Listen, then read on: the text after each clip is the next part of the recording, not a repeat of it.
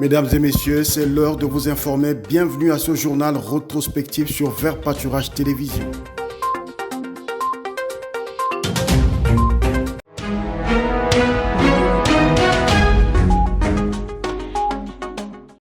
Ce lundi 22 avril, c'était le tour des associations culturelles et autres. L'ANTPC, conduite par Ndungi Mambimbi, a présenté son cahier des charges. La situation des artistes a été mise en avant-plan. Le Premier ministre nous a écoutés avec une oreille attentive.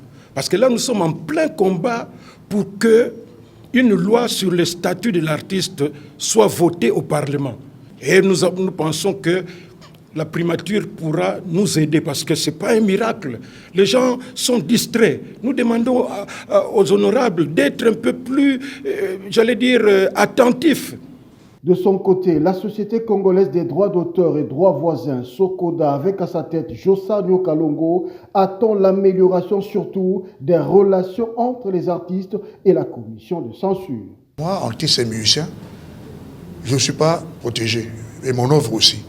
Parce que ça fait des années que nous attendons la promulgation de cette loi sur les artistes qui traînent, ça fait des décennies.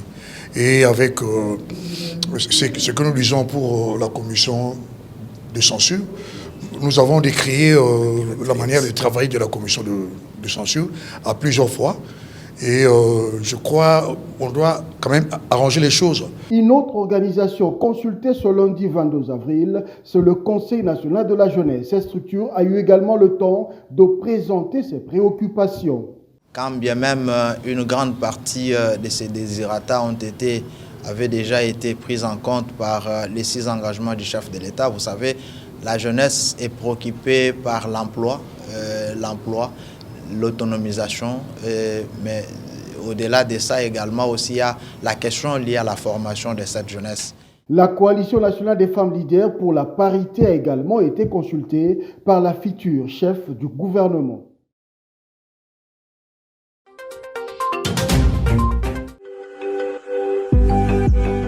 La Terre, qui est l'expression même de l'existence de l'être humain, est à ce jour menacée par des conditions climatiques provoquées par l'homme. Cette affirmation est de Albert Fouamba, expert en environnement. La Terre, c'est l'expression même de l'existence de l'être humain. Alors cette Terre est menacée par des conditions climatiques qui aujourd'hui, c'est prouvé par les scientifiques et l'homme est responsable. Face à cette menace, les nations s'étaient réunies à la quête des pistes de solutions. Mais lorsque les gens ont pris conscience de toutes sortes de menaces sur la planète Terre, ils ont convoqué une réunion extraordinaire que nous appelons le sommet de la Terre à Rio de Janeiro. C'était au Brésil en 1992. Et c'est lors de ce sommet qu'il y a eu signature de 3 conventions. La Convention cadre des Nations Unies sur les changements climatiques, la Convention sur la diversité biologique, la Convention sur la désertification et dégradation de la terre.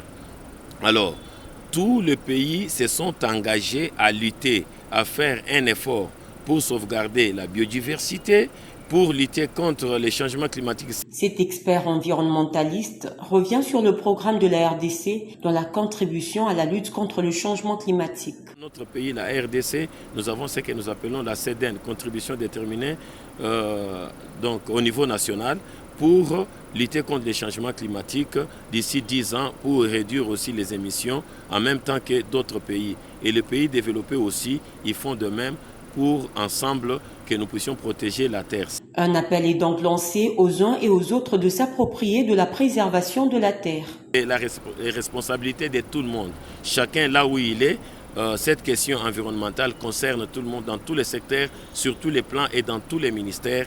Nous devons aussi prendre conscience des dangers qui nous guettent. Tout le monde doit contribuer pour la survie de la terre et c'est cette terre que nous allons aussi léguer à nos enfants et nos petits-enfants. La terre pour nous unir, nous n'avons qu'elle comme héritage commun. Nous avons donc le devoir de veiller à sa protection.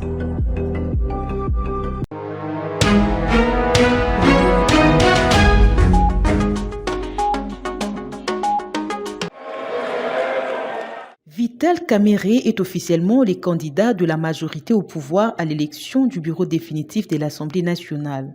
Avec 183 voix glanées sur les 372 votants, il a remporté les primaires devant Christophe Mbosso, 113 voix, et Bahati Lukwebo, 69 voix. Il y a eu 7 bulletins blancs. Ainsi a pris fin les climats de suspense nés suite au manque de consensus au sein de la famille politique de Félix Tshisekedi sur les candidats communs au perchoir de l'Assemblée nationale. L'idée d'organiser les primaires a été soutenue par les membres du Présidium de l'Union sacrée, a indiqué Augustin Kabouya, secrétaire général de l'UDPS. La prochaine étape sera consacrée à la publication du calendrier de l'élection du bureau définitif de l'Assemblée nationale. Il s'y est noté que Vital Kamerhe, actuellement vice-premier ministre, ministre de l'économie, a déjà dirigé l'Assemblée nationale sous Joseph Kabila 2006-2009.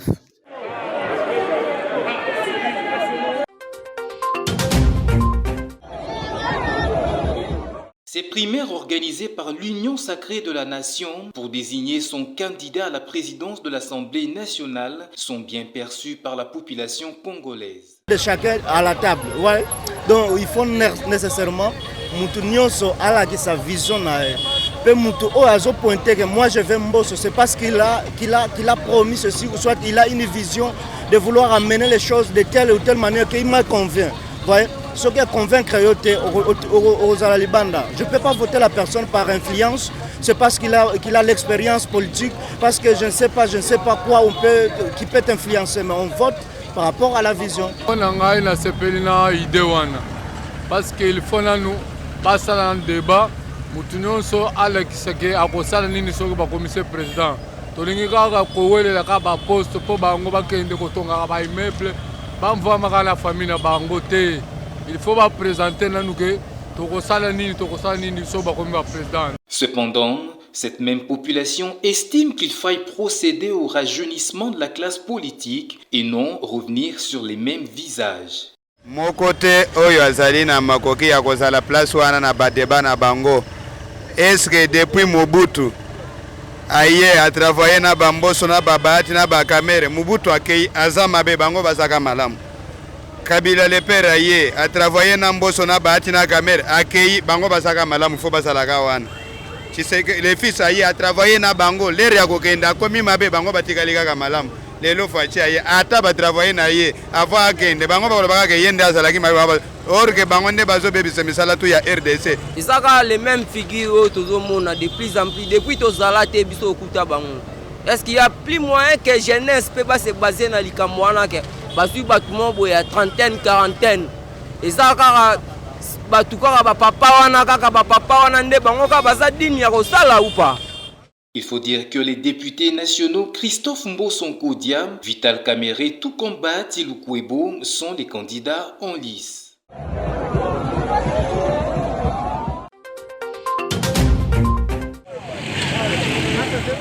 Nous sommes vers le pont appelé Makelele au quartier Kanluka, non loin du cimetière de Kintambo, dans la commune de Ngaliema. Affaissé il y a plusieurs mois, ce pont jeté sur la rivière Makelele est complètement bouché. Du coup, des eaux qui n'ont pas de voie par où elles peuvent circuler normalement stagnent sur la chaussée, perturbant ainsi la circulation des véhicules, motos tout comme passants. D'où l'inquiétude des riverains. Alors,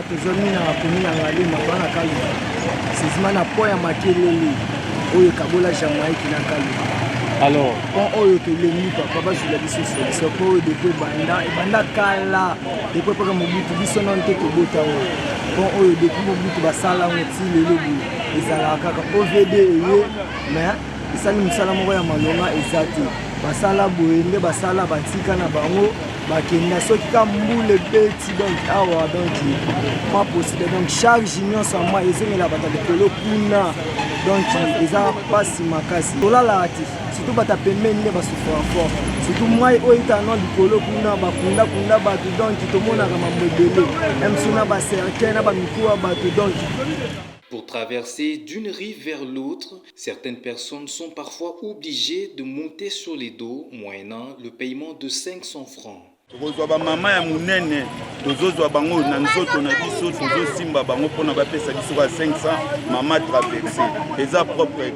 Les autorités ayant les infrastructures dans leurs attributions sont appelées à avoir un œil regardant sur cette situation.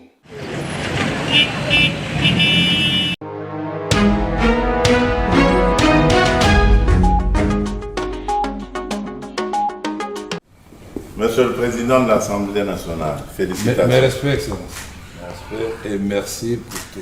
Dans une réaction à chaude après la rencontre avec le chef de l'État, Vital Kamerhe révèle qu'il était le choix du président Félix Tshisekedi pour la présidence de l'Assemblée nationale depuis 2 mois. À la demande du président de la République, parce que nous étions 3 candidats et le président a voulu qu'on applique la démocratie parce qu'il ne voulait pas avoir de préférence pour l'un ou l'autre candidat. Je dois d'abord rendre grâce à Dieu qui a fait que cet événement puisse avoir lieu. L'expérience des primaires n'a pas été aisée pour Kamerhe qui reconnaît la tension palpable durant les décomptes des votes. Que nous allons faire en sorte que nous puissions redorer l'image de l'Assemblée nationale et du député national. Nous allons faire en sorte que la séparation des pouvoirs soit une réalité. Nous allons pousser le gouvernement, la Première ministre et les ministres à remplir leurs assignations contenues dans le programme du gouvernement, dans le contrôle parlementaire sera de rigueur. Kamerhe envisage son retour comme une mission de réhabilitation de l'Assemblée nationale, souhaitant restaurer son prestige et son autorité. Ce choix des candidatures et les ambitions affichées par Kamerhe s'inscrivent dans une période cruciale pour la République démocratique du Congo, où le leadership au sein de l'Assemblée nationale pourra jouer un rôle déterminant dans la navigation des défis politiques et sociaux du pays. D'après le docteur Chris Loutete, les méningites sont causées par l'inflammation de la méninge. Ce dernier souligne par ailleurs qu'il existe plusieurs catégories de méningites. La méningite était l'inflammation du méninge. Pourquoi? Parce que voilà, dans notre tête, dans notre cerveau, il y a une membrane qui protège le cerveau et la moelle épinière. Et cette membrane s'appelle méninge. Et quand on parle bien sûr de la méningite, ça signifie que cette membrane est inflammée, donc affectée, détruite, blessée, vous voyez, tout ce qui rime avec inflammation. On a la méningite virale, bactérienne, fongique. Qu'est-ce qui est à la base de cette maladie? Le docteur Chris Loutete répond. Ce qui cause l'inflammation, comme je l'ai dit, c'est la présence d'une infection. Ce professionnel de santé revient en outre sur les modes de traitement des méningites. La vaccination est aussi un autre mode de traitement. Il y a une antibiothérapie en cas de méningite qui est bien sûr aussi administrée. Il y a aussi, parce que déjà il faut le savoir, que quand on détecte, bien sûr, il y a certaines maladies comme la malaria, puisque l'agent pathogène a tendance à dépasser la barrière hémato-encéphalique, donc tendance à arriver facilement au niveau de la tête et du cerveau. Il peut aussi provoquer une méningite. Et dans ce cas-là, les antipaludiques aussi, bien sûr, sont importants. Il faut noter que cette journée de sensibilisation et d'interpellation aux méningites coïncide avec la semaine mondiale de la vaccination.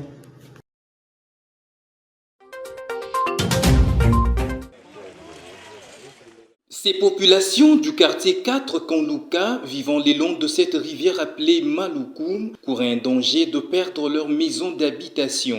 Ils s'indignent du comportement des agents de l'Office de voirie et drainage qui avaient pris l'initiative de procéder au curage de la dite rivière et arrêter ces travaux en mi-chemin. Conséquence, les eaux des pluies qui ne savent plus circuler normalement sont obligées de prendre la direction de leur maison. Jusqu'à tous années des années, 20 ans, 15 ans. Mais depuis au vide, misala sala bien pi. Asali momu ke a tiki a kekuna, azotira ba danger ni danger bomoni kuna. Na katikati ya mai. Ya musali ke lea au vide yaki, uli a progressa a matati kuna, atiki logo na mai, ndio moni ne ya mwana nda kwelingi kwe. Habiti so kwe, famu iza nyoso balugate tukukini wapi.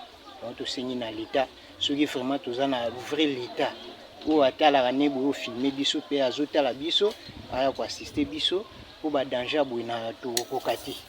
Papa, problème na biso eza ke mai oyo mai ya maluku eza pembe na ndako to bamisala bazosala ngo kitoko te to neti na miniti ndako elingi eke biso na bana to ndako tokewa papa fati tofota opamba te tofotaki yo bavala biso yaki epana yokela biso ata mawa biso tolele epana parce que tovotaki opamba te bamisala ezosalama kitoko te tozala mposa misala esalama malamu misala esalama kitoko te ndako elingi ezokende biso toala bana tokewa bava futela tobandela suko futela.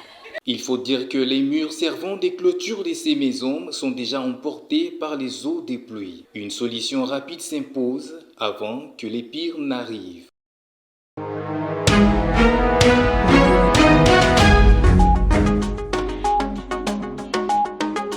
Fermée à la circulation à cause de son état de délabrement très avancé, cette route se trouve dans un état de délabrement très avancé depuis le début de l'année. Elle est loin d'être réparée. Le calvaire des automobilistes a affecté personnellement le premier citoyen du pays, à savoir Félix-Antoine Tshisekedi Tshilombo, qui a décidé de vivre lui-même cette situation et prendre des mesures qui s'imposent. Le chef de l'État s'est rendu compte de la lenteur observée dans l'exécution des travaux et des mauvaises qualités de ces travaux de trottoirs pour piétons et autres caniveaux. Et pour ce faire, le président de la République a instruit l'OVD à faire diligence dans l'exécution des travaux afin de soulager la peine de la population des quartiers vivants dans la partie ouest de la capitale. De Kintambo Magasin au Palais de Marbre, le chef de l'État a été contraint de vivre le nid de poule aggravé par des travaux mal exécutés.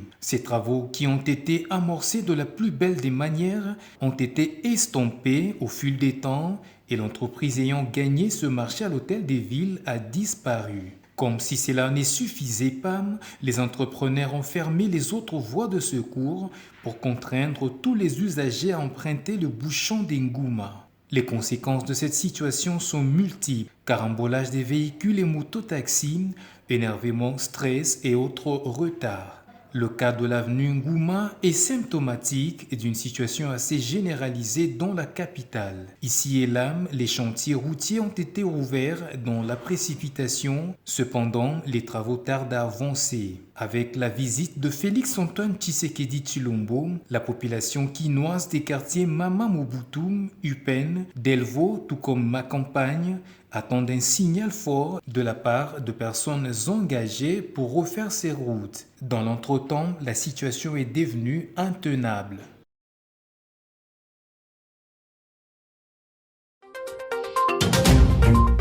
Ces agents et fonctionnaires de l'État relevant du ministère de l'Intérieur et Sécurité, réunis au sein du syndicat Union des fonctionnaires et agents de carrière de l'administration publique, étaient en sit-in devant le cabinet du vice-premier ministre de la fonction publique. Victimes de la marginalisation, ces derniers remettent en cause les arrêtés pris par le vice-premier ministre de la fonction publique, Jean-Pierre Liaou, lesquels arrêtés les ont oubliés au bénéfice des agents fictifs, chose qui constitue leur présence devant le bâtiment du vice-premier ministre de la fonction publique afin de revendiquer leurs droits. Leur mémo est ici lu par le syndicaliste David Delors Luyeye, président des UFACA. Après avoir observé plusieurs années durant de la marginalisation dont nous sommes victimes, abandonnés à notre triste sort, considérés comme des indigents, suite à la situation pendante caractérisée par la non-régularisation de la situation administrative des nouvelles unités du ministère de l'Intérieur et Sécurité évoluant au sein du secrétariat général et sécurité à l'inspection générale de la territoriale, secrétariat provincial de la ville de Kinshasa, division urbaine de l'intérieur et sécurité, ainsi que le 24 communes de la ville de Kinshasa. Oubliés dans les arrêtés de régularisation pris par votre autorité de 2009 à 2023, alors qu'ils sont en service ininterrompu et travaillent régulièrement et inlassablement.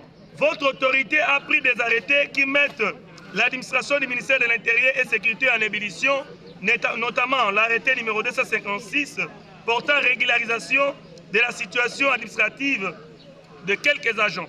du ministère de l'Intérieur et de la Sécurité qui a régularisé la situation administrative des agents irréguliers et fictifs. Nous invitons Son Excellence, Monsieur le Vice-Premier ministre, ministre de la fonction publique, à mettre en place une commission composée de notre syndicat et les responsables de notre administration ainsi que la fonction publique en vue de dégager des solutions appropriées et mettre fin à cet imbroglio dans le but de garantir la paix sociale et vous ne ferez que justice. Ces agents attendent de pied ferme une solution rapide à leurs revendications.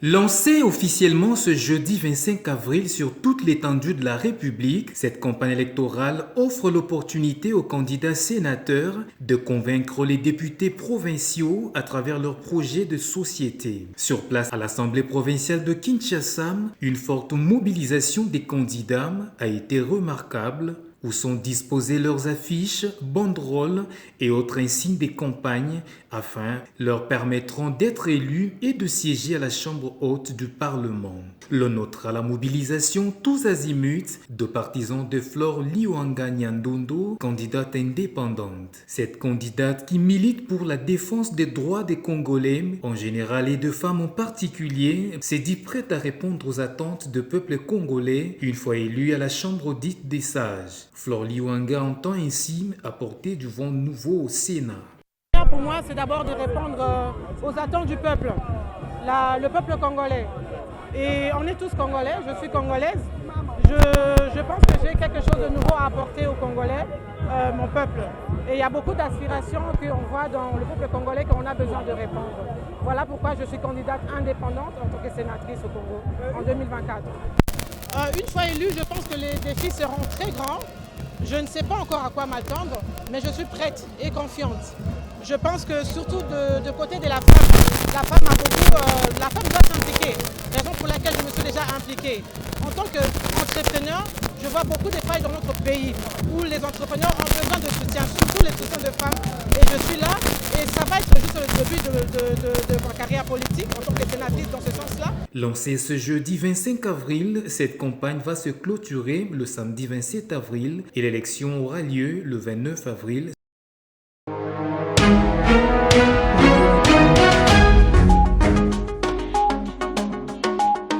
Accueilli à son arrivée par le vice-ministre à la Défense et le gouverneur militaire de la province de l'Ituri, le vice-premier ministre en charge de la Défense nationale, qui était accompagné pour la circonstance par le chef d'état-major adjoint des forces armées de la RDC, chargé des opérations, du porte-parole de FARDC, du coordonnateur adjoint du PDDRS, s'est d'abord dirigé au gouvernorat pour un briefing sur la situation générale de la province. Juste après les honneurs militaires, Jean-Pierre Bemba Gombo s'est dirigé à la salle polyvalente Réhéma, située dans la commune de Charia-Bounia, lieu prévu pour les concertations sur place. Après les discours du gouverneur militaire, précédé de celui du président de l'Union des associations culturelles pour le développement de l'Ituri, le vice-premier ministre en charge de la Défense a remercié les différents leaders communautaires, les groupes armés et les différents notables d'avoir été nombreux à répondre à son invitation. Dans son discours, Jean-Pierre Bemba n'a pas manqué d'interpeller tous ceux qui étaient dans la salle.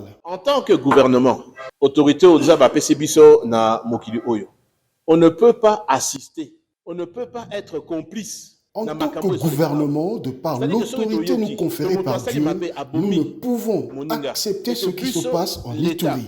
Si nous constatons que quelqu'un a tué et si nous laissons faire, nous serons obligés de rendre compte un jour parce que nous avions le pouvoir de stopper cela et que nous ne l'avions pas fait. On nous le demandera. Comme j'avais dit lors de mon dernier passage, cette situation, nous y mettrons un terme de gré ou de force.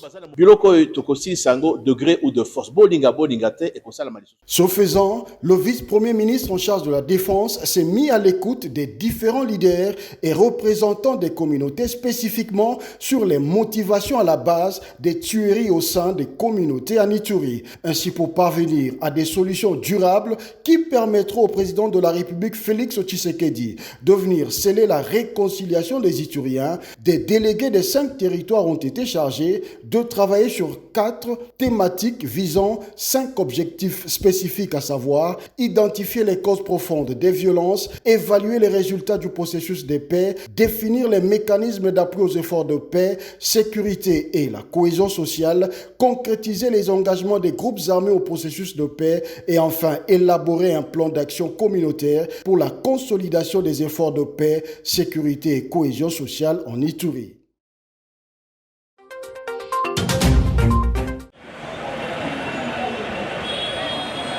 La place Victoire, qui se trouve être l'épicentre qui attire le public quinois, présente ce jour une image insalubre, ne reflétant plus son image sublime d'antan. L'on y trouve des immondices entassés dans tous les sens, lesquels sont abandonnés et dégageant ainsi des odeurs nuisibles à la santé humaine. Les constats fait également état des caniveaux bouchés, étant remplis en majeure partie de bouteilles en plastique non évacuées. Les eaux sales qui ne savent plus circuler dans les caniveaux traînent sur la chaussée, empêchant même la circulation des personnes et des véhicules.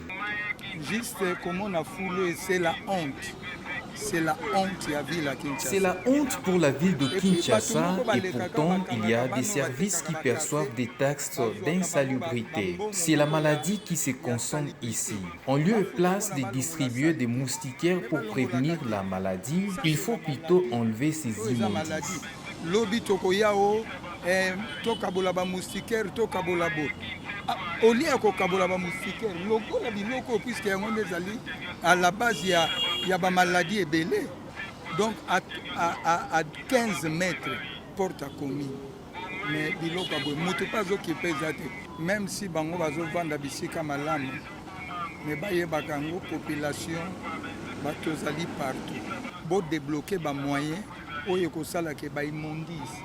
Fulu ya modèle aboye, salité na balabala, bomeka kolongolango.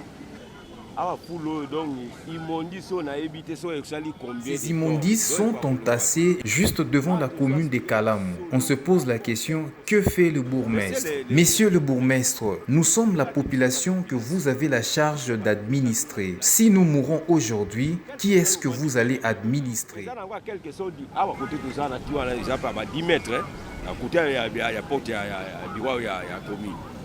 Mais on est associé on dirait que nous sommes les côté. Tous les populations, tous la carte municipalité na yo. Sala musala longola des charges ba que nous koboka na delfo bisika koboka nyonso ezebele. Mais comment retrouver biso population? So biso to kufi population. Yo ko diriger bana na municipalité na yo. La place des artistes, miroir de la commune de Kalamu autrefois, est devenue aujourd'hui très sale. Une politique d'assainissement s'impose.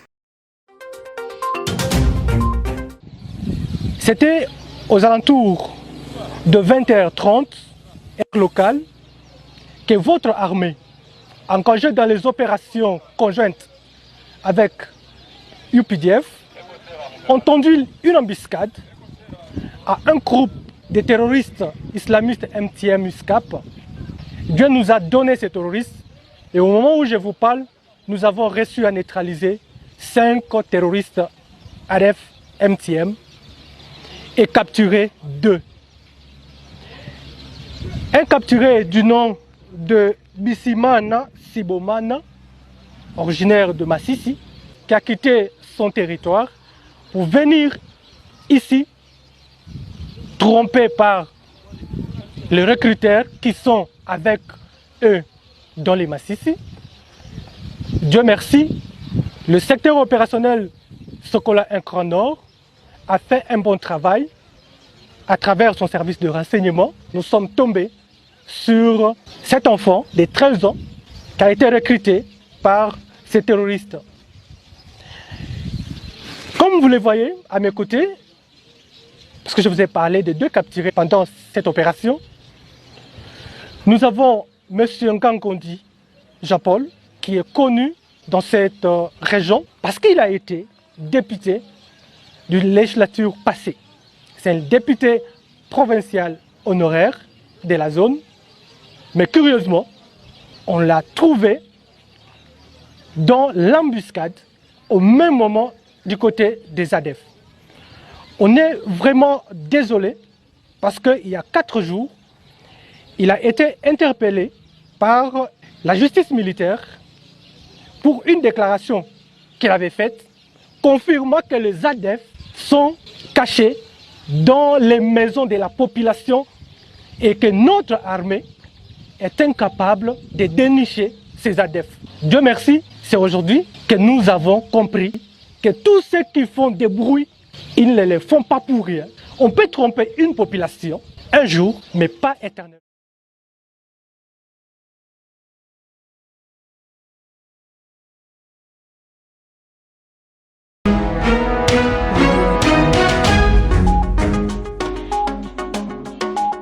C'était une ambiance inhabituelle qui a régné ce samedi 27 avril 2024 à l'Assemblée provinciale de Kinshasa lors de la clôture de la campagne électorale des sénateurs. Chaque candidat sénateur, accompagné de ses troupes, ont envahi l'hémicycle de l'Assemblée provinciale pour battre sa campagne, à l'instar de Flore Liwanga Nyandondo, candidate sénatrice indépendante numéro 92, qui a débuté sa campagne par une marche partant de l'avenue Tombalbaye en passant par le boulevard du 30 juin pour chuter au siège de cet organe délibérant de Kinshasa. Très focus dans son message, la candidate Flore Liwanga Nyandondo, disposant d'énormes potentialités, des compétences et surtout l'expérience dans la gestion de la chose publique, a humblement invité les députés provinciaux aussi à agir en âme et conscience et ne pas voter selon le mot d'ordre édicté. J'aimerais appeler tous les députés provinciaux, hommes et femmes, avec la bonne conscience qu'ils ont. Le peuple congolais a besoin d'eux. Je demande à ceux qu'ils regardent la jeunesse d'aujourd'hui, qu'ils regardent le peuple congolais, qu'ils ne choisissent pas les candidats selon les regroupements, ni les partis, ni encore les mots d'ordre comme certains. Et raison pour laquelle on est encore là, je demande à ce que leur conscience puisse vraiment agir pour le bien de l'être congolais et ensemble nous allons avancer. On devait normalement avoir le temps de faire un discours devant l'Assemblée provinciale pour les députés provinciaux qui étaient là, qui vont nous élire. Et on n'a vraiment pas eu faute de temps et aussi de l'organisation qui était. Alors on a profité avec la demande de l'administration qu'on devait imprimer par écrit nos discours. J'ai profité avec le discours que nous avons élaboré. J'ai aussi mis mon CV toujours pour l'intérêt du peuple. Et je demande aux députés provinciaux qui n'ont pas eu à me connaître, qui ne m'ont pas approché, ou que je n'ai pas encore approché, de regarder ces CV et de regarder mes compétences, de regarder les qualités et les valeurs. Et ensemble, on va essayer de produire. Mon nom, encore une fois, c'est Liwanga Nyandondo Flore, le numéro 92. La campagne électorale lancée le 25 avril appartient désormais au passé. Cap vers les élections, un moment de vérité prévu le lundi 29 avril. À l'Assemblée provinciale du Lualaba, Fifi Masuka Saini a tenu à préciser lors de sa prise de parole que 67,80% du plan quinquennal a été réalisé. À 67,0% pour un montant de 647 612 974,36 dollars américains contre 929 628 22,44 dollars américains du mois pour la partie des projets prévus en financement au travers de moyens propres. Uniquement pour le projet figurant au titre 7 et 8, hormis ceux repris au titre 3 et 6. 1,798 977 892,75 dollars, c'est le montant de recettes mobilisées sur la période 2017-2023. Les recettes mobilisées sur la période retenue, soit de 2017 à 2023, sont de l'ordre de 1 798 977 892,75 dollars américains. Elles se répartissent de la manière suivante. En 2017, 47 807 850,89 dollars américains, soit 2,66%. En 2018, aidé de 176 637 284,63 dollars américains, soit 9,82%. En 2019, et des 147 832 811,66 dollars américains, soit 8,22%. En 2020, 155 710 et 13,82 dollars américains, soit 8,66%. Et en 2021, il était 379 829 143,78 dollars américains, soit 21,11%. Convaincu de la politique de travail de Fifi Masuka, un candidat gouverneur pour la même province a désisté en sa faveur. Je retire ma candidature en qualité de gouverneur de province en faveur de la candidate numéro 5, je cite l'honorable Masuka.